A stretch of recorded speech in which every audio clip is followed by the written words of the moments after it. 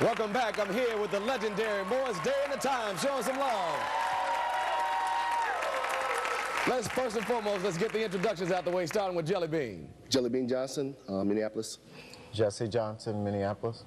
Monty Moyer from Minneapolis. Terry Lewis, Minneapolis. Jerome Benton, Minneapolis. Morris Day, Minneapolis, by way of Springfield, Illinois. In the house, man. First and foremost, the time is in the house, man. I cannot tell you how excited I am. Of course, Mo, with you working us here with the show, man. Thank you so much for being a part of the show. Had a chance to see you guys on the Grammy. Did you all see them on the Grammy throwing down? Yeah. That must have been a great experience getting together again. What was that like, Mo? Well, it was nice because we thought we wanted to get back out there in a small venue and get it started back up, and we just happened to do it in front of 65 million people on the Grammy, so it was great, man. It was great. And Terry, I mean, having everyone together, I was just thinking while I was sitting up here looking at all you guys, and I asked you a question, is this the original group? And you said... This is absolutely the original group.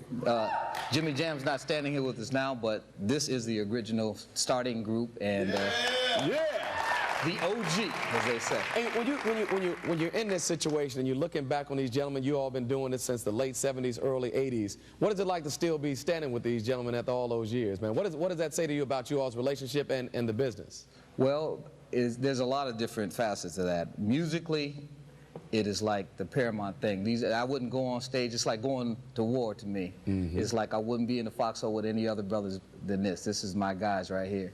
From a spiritual standpoint, it feels great. It's camaraderie like forever. Just a lot of love between us. That's beautiful. I was talking to Jam, and I'll pose this to all of you guys. He was talking about being seasoned and going through all the transitions and with the band and their personal lives. He said that's what you don't get nowadays because groups are not together. Their relationships aren't that tight. They're not in the industry that long, so they don't get seasoned. What do you think he meant by that, Jerome? He meant that, you know, we let things, as a people, we let things that don't necessarily make a difference affect how we treat each other. Mm-hmm. And, you know, you got to get that spiritual thing right in yourself and try to push it out into your surroundings. Well, and we receive each other. Yeah, you did that, man. You guys have a great... See, right now they're calm. What'd you call Jelly Bean in the back a second ago when we found out he was a Scorpio? Oh, you know that red, look like crushed velvet couch back there. You think about all the songs, the Jungle Love, the Gigolos, Get Lonely Too, The Bird, the whole nine. I know you all came out of that Prince experience. How did this whole thing get started, Morris? Well, the whole thing started really with two local bands in Minneapolis. One was Grand Central, and the other was Flight Time. Flight Time was Terry, Jimmy, Jelly Bean, and Monty, and the Grand Central was me, Prince, and a few of our friends. So we ended up merging the two best bands in Minneapolis together, and we went to Rock Island, Illinois, and heard about this brother who did 30-minute guitar solos by himself on stage. I wonder who that could have been. And we said that's the man for the gig. So that's really how it all came together. How did they approach you, Jesse? You remember when they came down there? What was that experience like? Who came to see you? Actually, I met Morris. I was playing in this biker bar, and it was jam night, and I met Morris, and he said, man, you need to come to Minneapolis. And so I came up to Minneapolis a few weeks later, and Morris, I was there for about maybe 3 days, and Morris left the band that I came up to join, left with Prince, took off with Prince, but he introduced me to Prince, and I had my guitar and all that, and I said, you want me to play? And Prince just looked at me and said, no, he got the job.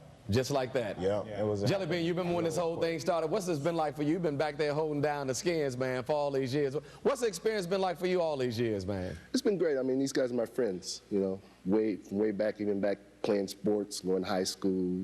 Bean, tell them how far we go back. We go back since we were 12. We used to line our drum sets up in his mom's bedroom. That's way back. Living room we were in. Sorry, Mo. Was it 12? We were at 12. To 12. What'd you call them? Sex what? Sexolette. Sexolette. As you can see, I take a lot of grief around here. Yes, you do. Yeah. You know, something that you all may not know. Let me share this with the entire audience. This is the first time in 18 years they've appeared on television. They did it on Baisden at the Dog, so show them some love for that. That's huge. Have you all even, Jerome, been able to understand the relationship that you all have with your fans? I mean, because for us it's very personal. When we think about Morris Day and the Time, I mean, we remember that good old days, the 80s, the music was great, real bands playing real music. I'm sure you get that when you go out on the road to see the people still feel you. I think what we do is honest to our fans. That's why they accept us. You know, there ain't no contrived way that we do things. We do it the same every time with pizzazz. But pizzazz. Yes. From the heart. And we kick that.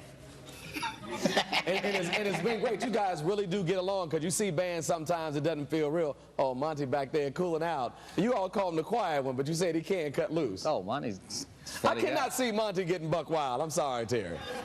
That's why you can't see him. Monty knows He how at to the get buck hotel. wild in the back of the club. He's not in the front of the club. He's in the cut where it's Yeah, dark. That's Do right. y'all remember going out on the road the first time? What was your first gig as an actual band together? Wow. Wow. We were in a station wagon. This is serious. Yeah, serious. sure. And we had a British road manager, and anytime you got out of the car without his permission, he's like, $5. Are you serious? And so we were looking for this club. Was it the Starlight or something? We thought it was going to be a Coliseum. And we've been driving for 10 miles. It's like, anybody see the Starlight? I said, well, I think I saw a little joint about 10 miles back down the road, but I know that wasn't it. That was it. That was it. A stage half this size with a wall right in the middle of it. So you had to play to both sides of the club. But you had to turn this way and go this way. No, just walk over to this side and then come back over here to sing to the other half. By the time we put our equipment in there, the club was leaning like this. It's that serious. When did you feel, at what point did you really feel like the band had, quote unquote, made it? When did you feel like you really got it? What hit do you think made a difference for the band? Wow, I guess it would be Get It Up. When Get It Up. You was all the remember first Get It thing. Up? Yeah. What do you mean? You figures, George, you would remember Hey, Give It Up. man, you know I remember Get It Up. I listen to it every night. And then from there, did you all feel the ball rolling at that point? Did you feel like you finally got a hit and you could finally build from there, Morris? I mean, yeah, that pretty much set the stage. We living in Minneapolis, we didn't know we had a hit. What do you mean by that? Because I know it's not a lot of big FM urban radio stations there, not even to today. No, it was AM out of the projects.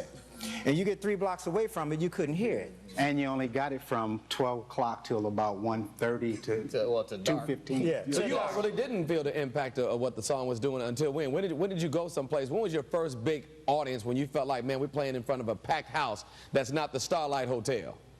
Detroit. It was Detroit. Detroit? 26,000. Oh, Detroit represented? Greenville was actually the one. Greenville. No, fellas. What?